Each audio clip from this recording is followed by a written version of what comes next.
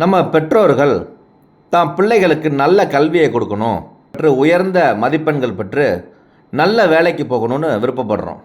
இதில் மாணவர்கள் படிப்பில் நாட்டமில்லை, ஞாபக மறதி, எவ்வளோ படித்தாலும் கோட்டை விட்டுடுறாங்க. இது சில நேரம் அவர்களுடைய வளர்ச்சியை பாதித்து குழம்பி போய் தேர்ந்தெடுக்கக்கூடிய பாதையை மாற்றிடுது.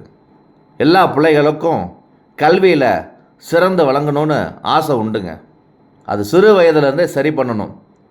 அதுக்காக தான் வரம் தரும் 18ஆம் படி கருப்பசாமியுடைய உத்தரவின் பேரில் படிக்கிற மாணவர்களுக்கு கல்வியில் சிறந்து விளங்கணும், அதிகமான தேர்ச்சி பெறணும், போட்டி தேர்வில் வெற்றி பெறணும்னு சொல்லி நம்ம சிறப்பு ஹோமங்கள் நடத்திக்கிட்டு இருக்கோம்.